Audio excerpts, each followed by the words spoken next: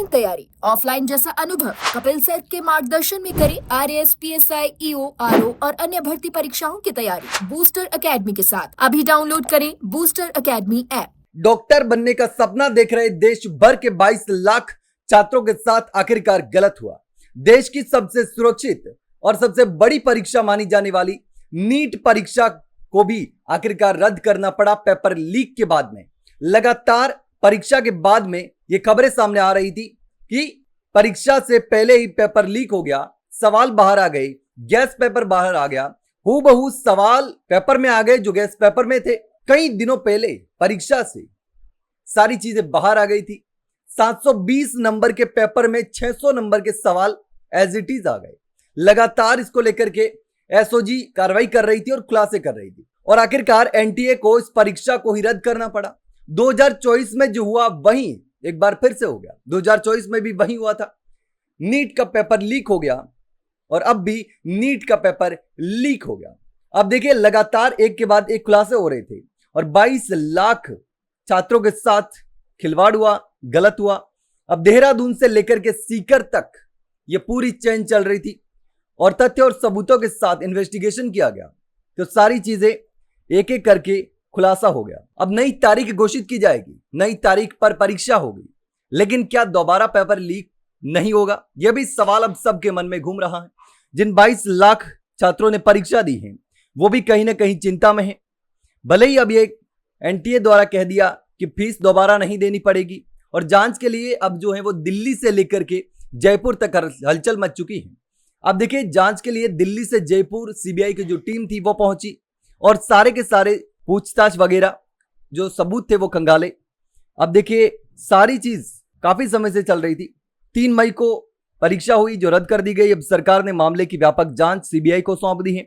CBI की 12 सदस्यों की टीम जयपुर पहुंचकर जांच में जुट गई है। अब एसओजी ने हिरासत में लिए गए जयपुर के 9 और सीकर के 5 आरोपियों को भी सीबीआई को सुपुर्द कर दिया गया है। एनटीए के अनुसार एजेंसियों से इनपुट के आधार पर परीक्षा की शुचिता बनाए रखने के लिए यह फैसला लिया गया है, ये एनटीए का कहना है। अब देखिए इस पूरे मामले में जिस तरीके से एसओजी ने जांच की तो एसओजी का कहना है कि जो गैस पेपर था वो परीक्षा से पहले ही बाहर आ चुका था और उसमें 410 प्रश्न थे। अब इस पूरे मामले को लेकर के एनटीए का कहना है कि दोबारा परीक्षा के लिए तारीख घोषित की जाएगी और दोबारा आवेदन करने के लिए फीस जमा नहीं करवानी होगी। अब सिस्टम में सुधार का और पारदर्शिता लाने की बात भी कही जा रही है, लेकिन बार बार इस तरीके से ऐसी चीजें होती रहेगी तो छात्रों का, बेरोजगार युवाओं का, अभ्यर्थियों का, चाहे कोई भी परीक्षा हो, भरोसा टूटता ही रहेगा। अब 2024 के मास्टरमाइंड पर चार्जशीट तक नहीं हुई। अब देखिए 2024 में भी पेपर लीक हुआ था तो 24 के बाद में एक बार फिर से ऐसी ही घटना हो रही है, लेकिन जो पेपर माफिया है, जो बड़े मगरमच्छ हैं, वो नहीं पकड़े जा रहे। छोटे छोटे लोगों को पकड़ करके खाना पूर्ति कर दी जाती है और कार्रवाई का नाम दे दिया जाता है। अब देखिए बिहार की आर्थिक अपराध इकाई ने संजीव मुखिया को 26 अप्रैल 2025 को सिपाही बहाली पेपर लीक मामले में गिरफ्तार किया था। नीट यूजी 2024 लीक की जांच कर रही सीबीआई ने उसे रिमांड पर लिया, लेकिन 90 दिनों के भीतर आरोप पत्र दाखिल नहीं कर सकी। नतीजा यह हुआ कि पटना की सीबीआई अदालत ने उसे डिफॉल्ट बेल दे दी और हालांकि सिपाही बहाली जैसे अन्य मामलों के कारण वो जेल में ही रहा।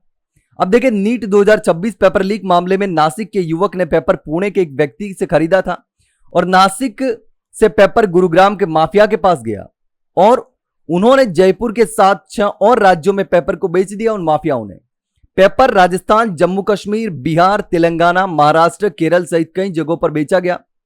ये सारी चीजें पहले ही सामने आ चुकी हैं। अब इस पूरे मामले में क्या कुछ हुआ? अब देखिए नीट का लीक पेपर राजस्थान के साथ 7 और राज्यों में वायरल हुआ और लीक हुआ पेपर नासिक के गुरुग्राम की जो गैंग थी उसके पास पहुंचा और नासिक के प्रिंटिंग प्रेस से पेपर लीक होना बताया।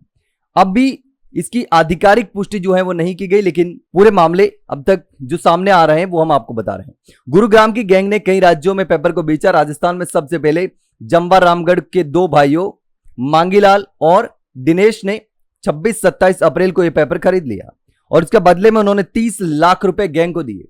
अब देखिए 30,000 से लेकर के 30 लाख रुपए तक ये पेपर बिका है। तो सोचिए कि किस लेवल तक, कितना बड़ा घपला और कितने करोड़ों रुपए उन पेपर माफियाओं ने चाप लिए होंगे। अब 30 लाख में इन दोनों भाइयों ने पेपर खरीदा और इसके लिए उन्होंने बकायदा माफियाओं को पैसे दिए और इनमें से एक राजनीति से जुड़ा हुआ भी है। अब इसके परिवार से ही गत वर्ष 4 बच्चे नीट में सेलेक्ट हो गए थे। तो हो सकता है कि पिछली बार भी इसी तरीके से पेपर खरीद करके इन लोगों ने उनको भी नीट में पास करवाया हो। अब देखिए, हरियाणा की गैंग से पड़ताल में सामने आया कि गत वर्ष के नीट पेपर से जुड़ी जानकारी भी सामने आ रही। अब देखिए, हो सकता है तो सारी परीक्षा एक के बाद एक लीक होती जा रही, तो फिर कैसे भरोसा जो है वो बढ़ेगा।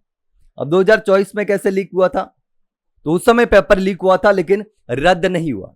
दलील दी गई थी कि असर जो है वो सीमित था, यानी कि पेपर बड़े स्तर पर लीक नहीं हुआ। 2024 में ऐसा हुआ था लेकिन उसको रद्द नहीं किया गया। तब और अब में क्या अंतर है और क्या बदला है वो भी जानना जरूरी है। अब देखिए, 2024 में लीक जो है वो स्थानीय पटना और अगोरा में था। 2026 में डिजिटल प्रसार से पूरे देश में पेपर वायरल हो गया।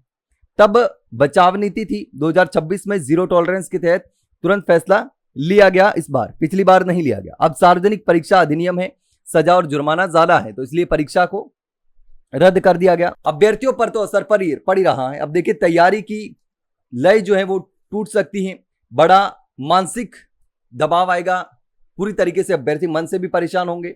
रहना, खाना, वापस से तैयारी करना, सारी चीजें, खर्चा तो बढ़ेगा ही, अभ्यर्थी परेशान होंगे। लेकिन अब देखिए, 2024 के बाद भी इस कोई भी बदलाव जो है वो देखने को नहीं मिला। उस समय छोटे स्तर पर लीक हुआ तो कोई बड़ी जांच नहीं हुई, और इस बार पूरे देश में पेपर वायरल हुआ। और 2025 में जिस तरीके से सामने आया कि जिन लोगों ने 30 लाख रुपए देकर के दो भाइयों ने पेपर लिया, उसके ही परिवार से 2025 के परीक्षा में भी बच्चे सेलेक्ट हो गए थे, तो 2025 का पेपर लीक नहीं हुआ ये भी कैसे माना जा सकता है।